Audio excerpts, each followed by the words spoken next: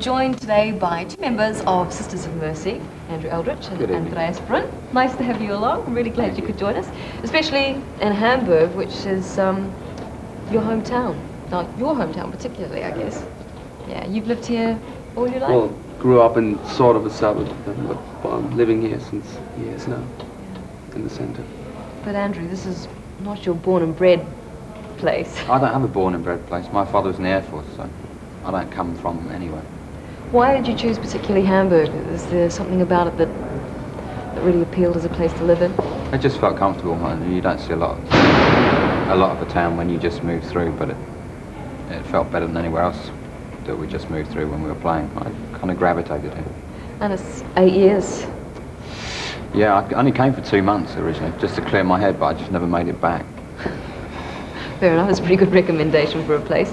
But this particular place that we've chosen to be for the next while is a fish market, but I gather it's not used for that purpose anymore. No, there used to be a building just like this, which we bombed during the war, which was for auctioning fish in. These days, like almost everything else in Germany, it's a beer hall. And they're preparing for a beer fest behind us, I think you've probably heard. We're playing next on Postmodern, a band that I think you guys like, Carter the Unstoppable Sex Machine. Yeah, very cool and groovy, Carter. Very solid band, I like them a lot. Andrew Andreas and Andreas, and we're talking Hamburg at the moment, because as you know, we're coming from Hamburg all this week. As a musical place, I mean, you've both been musicians, is Hamburg... Andreas is a musician, I'm more a politician myself. Andreas then? What, about the music scene in Hamburg? Well, funny enough, there is a music scene in Hamburg. Well, we've been away now for years, but still, I think out of Germany and Hamburg, there's the best music scene. Most interesting one. Not too undergroundy like Berlin, and not too poppy like Munich. So what kind of music could you expect to hear from like German bands performing in Hamburg? What kind of music?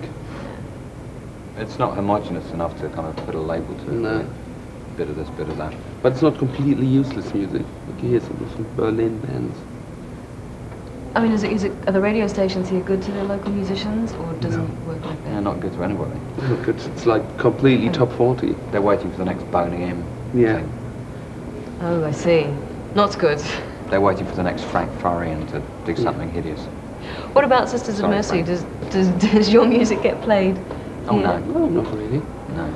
Roger Whittaker's quite big on the radio. Whistling Rog. He's still quite huge, and Bartley James Harvest. And the Cardiff feeling, yeah.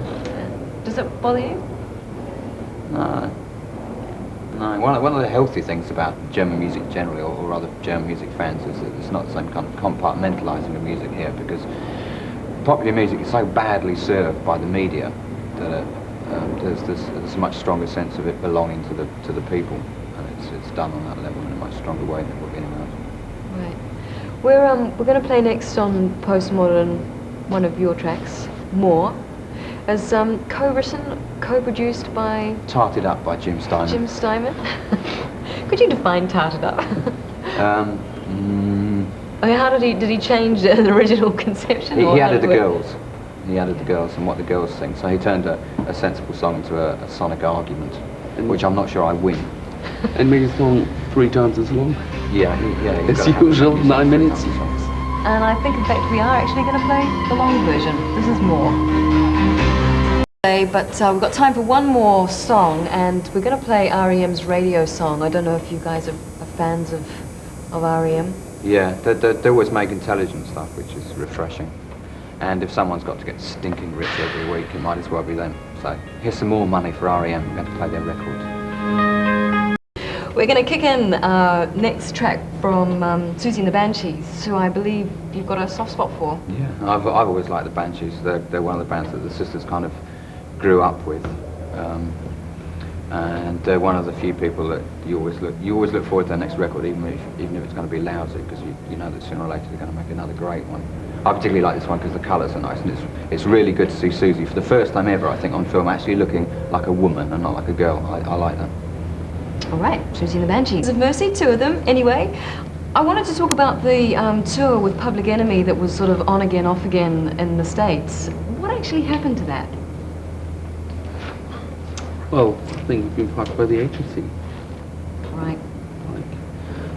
We had problems to get, like, we had not many black people in the audience. That's a joke anyway. Public Enemy are selling millions of records over there. There were hardly any black people in the audience. They didn't do any advertising on black radio stations. And they booked us in big arenas far outside the towns. Like when we played Toronto, it was 45 miles out of town. Well, there's a big reluctance to advertise on street level to black crowds when you're playing in what's traditionally a white venue, which is sad. It was the thing that tour was supposed to get over in the first place, but the agency didn't really do its job. The promoters did a lousy job, and the record company, because they've got a serious problem with black people, were no help whatsoever. Seems like... But the gigs were great, and the audience loved it, and the show really worked. That was the great thing about it. The show really worked, and everybody had a good time. It's just unfortunate that we had to cancel a few dates at the end of the tour, which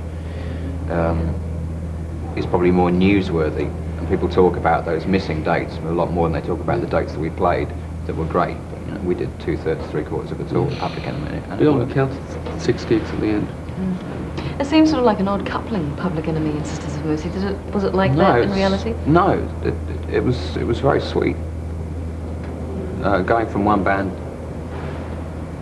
set right straight into the next band set really worked. It pointed out that there is actually a lot in common there. All in all, we're 5 bands there playing, going for Worry Soul and young black teenagers, all different kinds of music. We worked all together. Quite a long evening, but worked. It's good. The only problem we had was when Public Enemy would come back late from the mall. Or didn't get into the country. Bit of serious shopping. And we'd have to go on rather at short notice. Was this like a bid for Sisters of Mercy to break a new audience at all in the States, or how? Yeah, in as much as it's, you know, we tried to do the Neil Young tour as well, just to make the point that, you know, this is a band that's got a lot in common with Neil Young, a band that's got a lot in common with Public Enemy.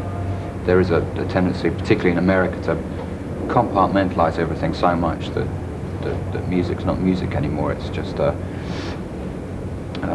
advertising tag, which is sad. Yeah. We're going to play one of your tracks next up on Postmodern. Dr. Jeep. This, I think, has a little bit to say about America. Yeah. Poor old Pee-wee. He got a job to lose. This is a good video. This is the only video we ever made where I liked the song better after we made the video than before, which is kind of rare for people in my lineup. Okay, let's take a look at Dr. Jeep.